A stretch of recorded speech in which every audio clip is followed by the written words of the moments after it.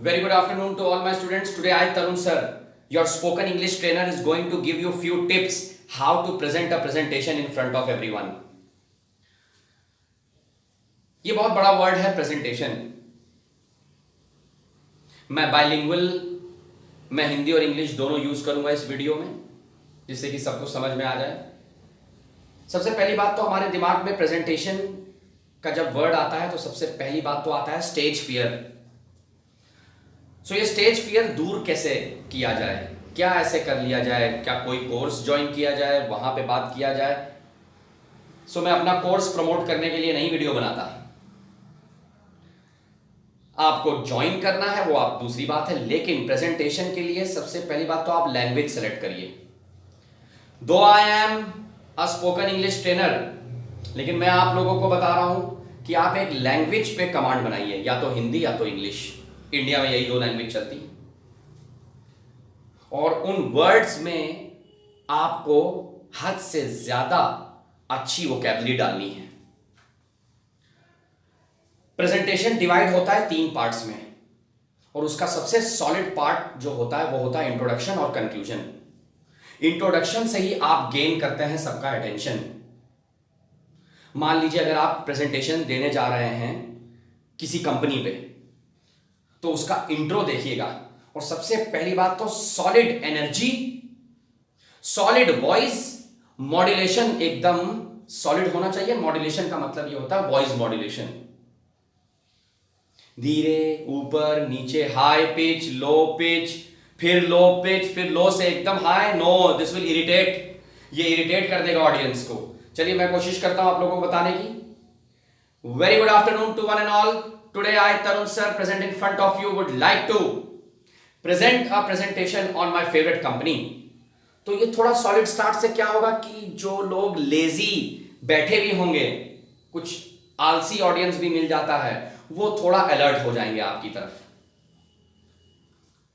सो presentation का सबसे important part है इंट्रोडक्शन. आप अलग अलग तरीके से रोज इंट्रोडक्शन लिखिए. जैसे मैंने अभी इंट्रोडक्शन दिया, that very good afternoon to one and all, फिर मैं दूसरा इसको बदलता हूं. देखिए बदलता हूं तो उसका एकदम टोन ही बदल जाएगा. Hello everyone, how are you all. So ये दूसरा टोन जो हुआ, ये एक और अटेंशन गेन करने के लिए हुआ कि हाँ 100 में से कम नहीं तो 70% बोलेंगे आई एम फाइन. तो इसका मतलब आपको सुनना है, उससे आपको अंदाजा भी हो जाएगा. Hello everyone, how are you all. Yes, The day has come and the wait is over. कुछ एक्शंस करके आपने अटेंशन थोड़ा गेन कर लिया. Today I, Tarun sir, would like to present a presentation. Thank you so much audience for joining me. तो ये दूसरा वे हुआ. तो आपका इंट्रोडक्शन बहुत सॉलिड होना चाहिए. जैसे ही आपका इंट्रोडक्शन खत्म होता है, प्रेजेंटेशन देने के 2 तरीके होते हैं. या तो पोडियम में आप खड़े होकर प्रेजेंटेशन दे रहे तो आप मूव नहीं कर सकते, लेकिन अगर आप ओपन, जैसे अगर आपको माइक दे दिया गया, मूविंग माइक, तो आप क्या करिए कि अगर आपके हाथ में मूविंग माइक है तो थोड़ा मूवमेंट आप भी करिए बॉडी ऑफ द प्रेजेंटेशन बनाने के लिए. आपने माइक पकड़ा, धीरे धीरे धीरे धीरे थोड़ा मूव किया. जैसे जैसे आप मूव होते हैं तो जो लोग देख रहे हैं उनकी भी आंखें मूव होती हैं. उससे आपको पता चल जाएगा कि अटेंशन किसका किसका है. नहीं भी होगा तो भी वो कहीं ना कहीं ऑडियंस आपको देखती रहेगी. So you need to move. और फिर कंक्लूजन में भी आपको कुछ सवाल जवाब करवाने हैं.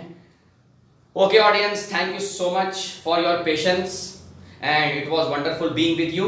Now it's time to entertain your questions and then even I will be asking you many questions. तो ये कुछ आप ऐसा कंक्लूड कर सकते हैं. तो मतलब 100% तो नहीं, लेकिन 70% लोग आपसे, 70 to 75% लोग आपसे सवाल जरूर करेंगे. और आप बहुत ही चालाकी यहां पे चल सकते हैं. इस पूरे प्रेजेंटेशन में अगर आपने देखा है कि आपको कोई सुन नहीं रहा है, तो आप उसी से सवाल पूछिए. जो आपको नहीं सुनना था आप उसी से सवाल पूछिए. तो इसका मतलब जब ऑडियंस जा रही होगी तो 100% रिस्पॉन्स करके जा रही होगी फिर. सो ये 3 पार्ट्स हैं प्रेजेंटेशन के. चलिए मैं थोड़ा इंग्लिश का प्रेजेंटेशन आप लोग को सिखा देता हूं. That first of all, whenever you deliver or present a presentation in English, you need to know that pronunciation when it comes to sh or h or z, ये कुछ ऐसे अल्फाबेट्स हैं जहां पे प्रोनाउंसिएशन मिस्टेक्स बहुत हो सकता है। इमेजिन करिए अगर हम लोग ने शिप की जगह सिप कह दिया तो बड़ी इंसल्ट हो सकती है। तो presentation, for a present English presentation you need to practise yourself, discipline yourself very well. Words को आप पहले होमवर्क के रूप में बोलिए and then only use English presentation, because pronunciation matters a lot. Grammatical mistakes नहीं होनी चाहिए। Has, have, had, is, was, were, will, इन सब चीजों का बहुत ध्यान देना पड़ता है प्रेजेंटेशन में। छोटी सी गलती में आप तुरंत आपका मजाक कोई ना कोई उड़ा देगा, या तो अपने बगल में जो बैठा है उसको एक तरीके से कोनी मार के आपकी बेइज्जती कर देगा वो। सो इंग्लिश का प्रेजेंटेशन, आपका pronunciation, modulation, no need to be monotonous. Monotonous का मतलब रेपिटेटिव, वो भी बोरिंग हो जाता है।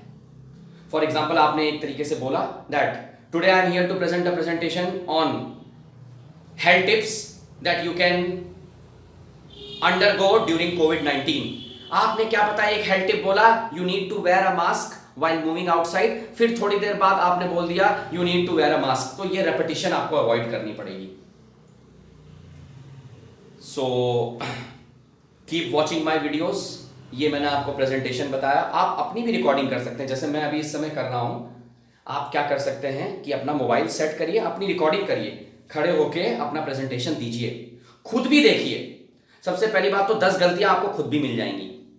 और अगर नहीं आपको समझ में आ रहा है, then students, I am Tarun sir, you can send your presentation on WhatsApp 9839305466। I will teach you individually, personally मैं आपकी गलतियां निकाल के बताऊंगा कि क्या उसमें करेक्शंस हो सकते हैं। Thank you so much.